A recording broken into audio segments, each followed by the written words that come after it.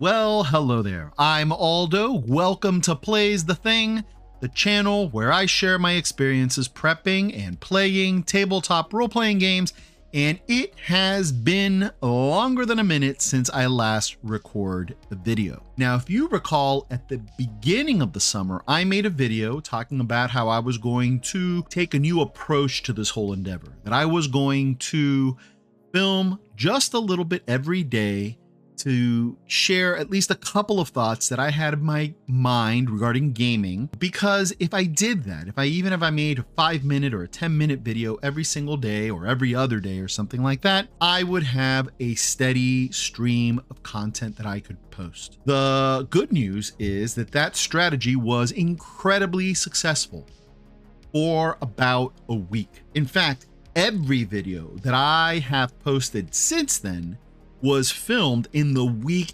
after I made that announcement. The whole D&D 2024 Red March campaign and the prep for the Summons over Cinia adventure that I started and all of that, that was all in the very second week of the summer. Now, the bad news is that then I went away for a month to visit my in-laws in Georgia, and I was away from my studio, if you want to call it that, and I wasn't able to record. Now, the stuff that I recorded before taking that trip lasted me for almost the whole summer. I mean, I did have a few weeks where I didn't post, but basically I had all that content to carry me through, so it did prove incredibly productive.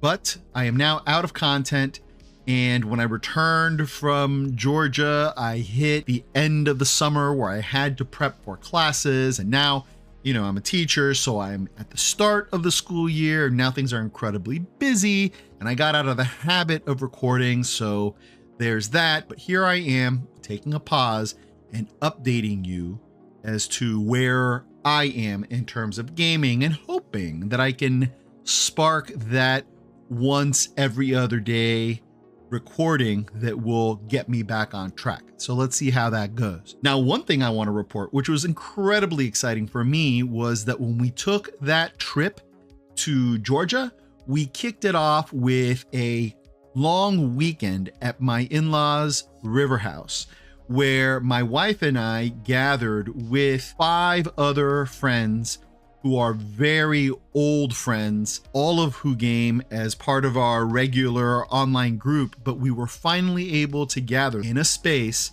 where we could meet face to face and throw math rocks and pretend and play games, and it was a blast. Now, I have had a little bit of face-to-face gaming over the course of the last few years, right? With my daughters and some of their friends. So that's been cool. But these guys that I've been gaming with for 30, 40 years, these folks, I had not sat down at a table with them since COVID. And this was really, really magical. So it was Lauren, my wife, and myself, and then also my friend Alex, who hardly ever gets to play with us online. And then Mike and Dan, who you've heard me mention frequently. Same with Jen. She's a regular player. And our friend Dano, who doesn't play as much with us online because he's got a busy life and lots of other commitments, but he has been showing up more this year. And it was his idea actually to gather at, well, someplace. And then my wife volunteered the river house. So that was absolutely magical. 2.5 days of straight gaming. I want to be perfectly honest with you, and this was kind of a surprise to me. You know, I have kind of been the primary GM of our group for a little while. For, let's say, I don't know, maybe the past 7 years or so. And that wasn't always my role. I always considered myself primarily a player. But for about the last 7 or 8 years, I've kind of been the most regular game master for our group. And I've known these folks forever. But when we arrived at the river house and folks started to come in, started to come close to having maybe an anxiety attack, because I felt all this pressure to perform as a GM, and I did not expect that at all. But there was, you know, this whole, I've seen it in students. I've had students and my children as well, who have experienced the anxiety that came with what happened to everybody during COVID. And the return to the classroom space or the return to social spaces has been difficult for a lot of people. I don't usually suffer from that sort of thing. I did a couple of years ago start having strange anxiety attacks at school, which was weird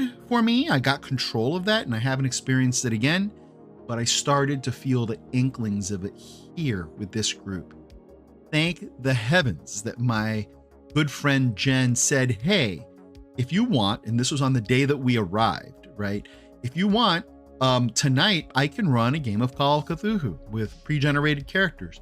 And I was like, yeah, that would be fantastic. Not only would I love to play with her as game master, but also just her offering and her just stepping up and setting that tone and easing me back in, calm me down. And then I was able to relish GMing for the next couple of days. And we did two things when I was there. We started a new Shadow Dark campaign, and Lauren, my wife, was the one who said, hey, you know, we're in a swamp, right? Because we're at the River House in Shellman Bluff. We were right next to, we were in the midst of a swamp. She's like, we're kind of in a swamp. It'd be cool to do something that's kind of coastal, something that's kind of in that vein. And so I was like, okay, well, I've got the Report adventures that I haven't run since my 3rd edition days. And, you know, those seem to be pretty good. So why don't we run those? And so the second day I ran the Death and Freeport adventure and it was great. We finished it beginning to end and everybody had a blast. It was such a success that we decided that the whole Freeport campaign plus whatever else we decide to throw into the mix of what Freeport offers would become our new Shadow Dark campaign for the regular group. We've since played that with the regular groups. I'm not going to go off on a tangent describing what happened there, but I will do a full play report of these at some other point. The second game I ran in Georgia was a new Champions Now game, and this one was based on the following two statements. The first statement is powers are fun, flashy, glitzy, and glamorous. The second statement is fighting dark designs and creeping corruption in the Magic City. In other words, in Miami, Florida. So again, Champions Now has a somewhat involved character generation process.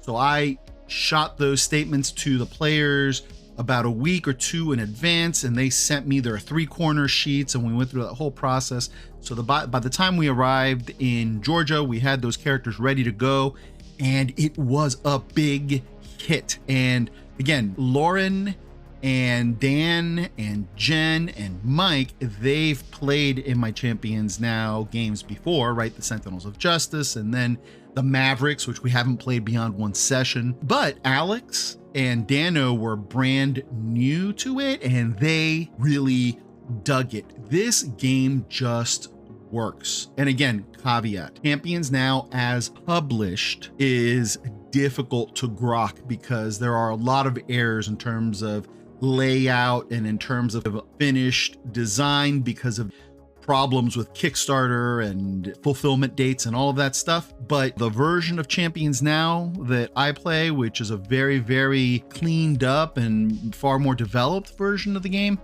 it just sings, and we had a blast playing that. We didn't finish that adventure. We got right up to the big, well, not to the big climactic fight, because when you play that game, you don't know when the fights are going to happen, right? You play and you figure out and you arrive at a place, but we had arrived at a moment in play where there was a big fight that was about to happen, and we stopped with the characters hurtling at each other in the middle of combat, right? So we returned to Miami. And then the folks who are playing in that game have busy schedules. So we just the other day decided, okay, when are we going to finish that fight? We can't just leave it hanging. So we're going to finish that November 18th or something like that. That's just the way our schedules work, sadly. But it will get finished, and then we'll see if we can't get that game floating at the table a little more regularly. So we'll see. But it was so much fun. It reinvigorated all of us, I think. And we are back at the table with all sorts of excitement. Two more things that I want to bring up. One is that I started doing some design work when I was away. I don't really consider myself a game designer. I really don't, but like all gamers, like many gamers, I do tinker now and again. And, you know, I did co-author Super's Revise for Hazard Studios back in the day. So I did half of that design work along with co-writer, co-designer Russ Boyd. And we were both working off of the original draft, of course, by Simon Washburn. But I started to think, what would happen if I took the Super's Revised rules and bolted on the Champions Now situations system? And in my mind, I was like, that would really work. Why don't I just do that? And I really just meant to do kind of like a supplement for Super's Revised. But once I bolted those onto the system, I started thinking, wait a minute, what if we change this? What if we change that? And that would necessitate a change over here. And wait a minute, I never really liked this aspect of the rules. And I went into kind of a design frenzy when I was in Georgia. So when I came out of that, I had a game that has parentage from two other systems, but is really its own thing. And I'm not sure what I'm going to do with that. For now, I'm polishing it a little bit and I want to get it on the table and get to actually play test it, which will be where the real serious design and modification and test of it will be. But I have some ideas about some art that I want for it. And my daughters, who are artists, are starting to tinker with it. And they're generating some stuff that I should be able to plug into the manuscript later on if I ever do decide that I want to sell it or develop it or, you know, whatever, make it available more broadly. So anyway, that happened. So that's kind of where I was when the summer ended. The last thing I want to talk about before I close off for the day is that when we came back from the summer, I don't know, it's been rough getting back into the regular Saturday games. And there's a lot going on there, but basically I started to get somewhat frustrated, and not at people, but just at situations where we'd say, okay, who's going to play on such and such day? And we get a list of folks who were going to play, and I'd nail down a game to play on that day, and I'd spend the week kind of prepping for it, and that's what we were going to do. And then because life gets in the way, a bunch of people would have to back out, right? And again, I'm not upset at people, not frustrated with people, but frustrated with situations. And I started to think, you know what, this just doesn't work for me anymore. I can't keep trying to schedule games that fall apart, or keep trying to schedule specific games and not be able to schedule them to begin with because nobody can really commit. So I made an announcement yesterday that said, hey guys, I am no longer going to organize specific games for Saturdays. Instead, I will be prepping all sorts of stuff on my own. And on Saturday mornings, I will say, these are the things that I can run. It might be one game, it might be two games, it might be three games. And then I'm just going to say, whoever wants to show up and play one of these games, show up tonight. I'm going to open the Zoom at 6 o'clock. And if you want to play any of these games with me, just show up. And I will be there to GM, and if somebody else wants to come in and say, hey, your game's cool, but I'd like to offer this, I will happily play in your game instead. That's not a big deal. And really, this actually isn't that much of a change. It's just an acknowledgement of where we happen to be right now in terms of our lives. You know, before that was happening anyway, except that leading into the Saturday, I was banking on one thing and then having to kind of scramble at the end. Now, the thing is that I'm telling myself and everybody, hey, who knows who will show up at the table? So rather than kind of lock myself into a particular mode, this allows me to be flexible and fluid and have fun with my prep, and then come in and say, here's some options.